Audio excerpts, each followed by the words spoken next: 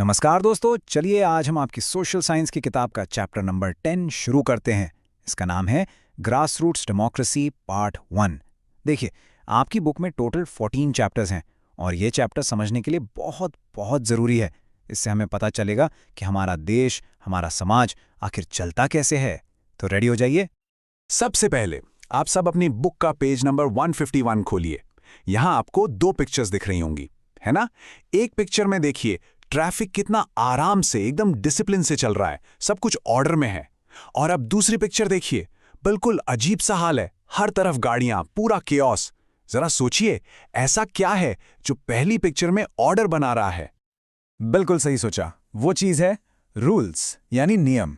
देखिए, चाहे आपका घर हो, स्कूल हो या सड़क, नियम हर जगह चाहिए। जब बहुत सारे लोग एक साथ रहते हैं तो यही रूल्स उन्हें शांति से मिलजुल कर रहने में मदद करते हैं। अगर रूल्स नहीं होंगे तो हर जगह वही दूसरी पिक्चर जैसा कियोस होगा। अब यहाँ एक बड़ा सवाल आता है। छोटे मोटे रूल्स तो ठीक हैं, लेकिन पूरे देश को चलाने के लिए नियम बनाता कौन है और उन्हें लागू कौन करवाता है? इस सवाल का जवाब ढूंढने के लिए आइए अपनी बुक के पेज नंबर 150 पर चलते हैं। वहीं से इस पूरे सिस्टम की नींव को समझेंगे। तो पेज 150 पर आपको एक बहुत इंपॉर्टेंट वर्ड मिलेगा, गवर्नेंस। आपकी बुक में इसकी डेफिनेशन दी गई है, मैं पढ़ता हूं। Governance, the process of taking decisions, organizing the society's life with different sets of rules and ensuring that they are followed। इसका मतलब शासन या गवर्नेंस सिर्फ नियम बनाना नहीं है, ये एक पूरा प्रोसेस है, फैसले लेने का, समाज को ठीक से चलाने का और ये चेक करने का कि सब नियम मान रहे हैं या नहीं। अच्छा, तो अगर गवर्नमेंट एक प्रोसेस है तो उस प्रोसेस को चलाता कौन है? वो है गवर्नमेंट यानी सरकार।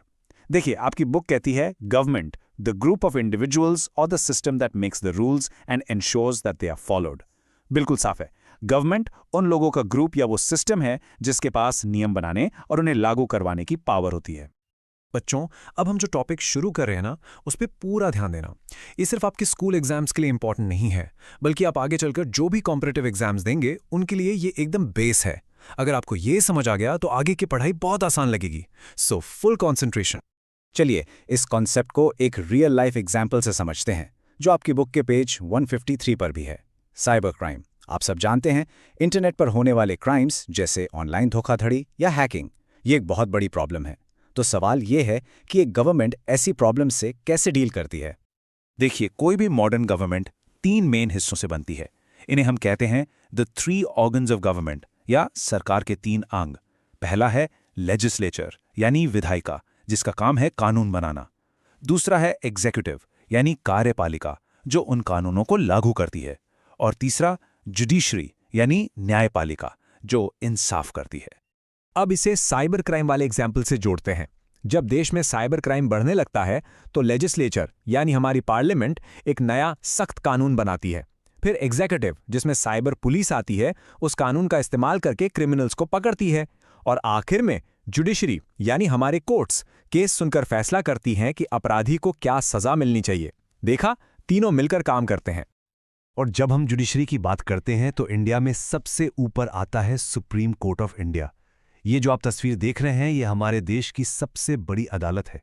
इसका फैसला आखिरी माना जाता है और ये हमारे न्याय के सिस्टम का सबसे मजबूत स्तंभ है। चलिए अब एक और जरूरी कॉन्सेप्ट पर आते हैं, सेपरेशन ऑफ पावर्स, जिसे हिंदी में कहते हैं शक्तियों का बंटवारा। आपकी बुक में पेज 153 पर इसके बारे में लिखा है। इसका सीधा सा मतलब यह है कि सरकार के तीनों अंग, लेजिस्लेचर, एग्जीक्यूटिव और जुडिशरी, एक दूसरे से आजाद रहकर काम करने चाहिए। कोई किसी के काम में दखल नहीं देगा। पर यह सेपरेशन जरूरी क्यों है? क्योंकि इससे एक system of checks and balances बनता है। मतलब हर ऑर्गन दूसरे 2 ऑर्गन्स पर नजर रखता है। इससे यह श्योर हो जाता है कि कोई भी एक हिस्सा हद से ज्यादा पावरफुल ना बन जाए और अपनी शक्ति का गलत इस्तेमाल ना करे। पावर हमेशा बैलेंस रहती है। सोचिए, अगर ये तीनों पावर्स यानी कानून बनाना, लागू करना और इंसाफ करना सब एक ही ग्रुप ऑफ पीपल के हाथ में आ जाएं, तो क्या होगा? सारी ताकत एक ही जगह इकट्ठी हो जाएगी, जिससे डिक्टेटरशिप यानी तानाशाही का खतरा बढ़ जाएगा। इससे आम आदमी के अधिकार खतरे में पड़ सकते हैं। सरकार के 3 अंगों के अलावा इंडिया जैसे बड़े देश में सरकार 3 अलग-अलग लेवल्स पर भी काम करती है। इसके बारे में पेज 154 पर दिया गया है। सबसे ऊपर है सेंट्रल गवर्नमेंट, जो पूरे देश को देखती है। फिर आती है स्टेट गवर्नमेंट, जो अपने अपने राज्य को संभालती है। और सबसे नीचे आती है लोकल गवर्नमेंट, जो हमारे शहरों और गांवों को मैनेज करती है। इन तीनों लेवल्स को समझने के लिए एक और बढ़िया एग्जाम्पल लेते हैं, फ्लड यानी बाढ़ का। मान लीजिए किसी जगह पर बाढ़ आ गई है। अब देखते हैं तीनों लेवल्स कैसे काम करते हैं। अगर बाढ़ छोटी मोटी है और एक गांव या शहर तक ही है तो वहां की लोकल गवर्नमेंट जैसे नगरपालिका उसे हैंडल कर लेगी। पर अगर बाढ़ बड़ी है और पूरे जिले या कई शहरों में फैल गई है तो स्टेट गवर्नमेंट को आगे आना पड़ेगा। और अगर हालात बहुत ही खराब हो जाएं तो सेंट्रल गवर्नमेंट भी मदद के लिए अपनी फोर्स और आर्मी को भेजती है। तो चलिए, आज हमने जो भी सीखा उसे फटाफट रिवाइज करते हैं। हमने जाना कि समाज को चलाने के लिए रूल्स चाहिए। उन रूल्स को बनाने वाले सिस्टम को गवर्नमेंट कहते हैं। गवर्नमेंट के 3 ऑर्गन्स हैं, लेजिस्लेचर, एग्जीक्यूटिव और जुडिशरी, और ये 3 लेवल्स पर काम करती हैं, सेंट्रल, स्टेट और लोकल। और ये पूरा सिस्टम ऑर्डर बनाए रखने के लिए है। अब आखिरी सवाल आपके लिए। ये सारी बातें सुनने में बड़ी बड़ी लगती हैं, पर क्या आपने सोचा है कि ये सिस्टम आपकी रोज की जिंदगी पर कैसे असर डालता है? आप जिस सड़क पर चलते हैं, जो स्कूल जाते हैं, जो इंटरनेट यूज करते हैं, हर चीज के पीछे इस सिस्टम का हाथ है। इसके बारे में जरूर सोचना। तो ये था ग्रासरूट्स डेमोक्रेसी का पहला हिस्सा। अब इस चैप्टर में बहुत कुछ बाकी है, जिसे हम अगले पार्ट में कवर करेंगे। मिलते हैं बच्चों अगले चैप्टर पे। तब तक के लिए पढ़ते रहिए, बढ़ते रहिए।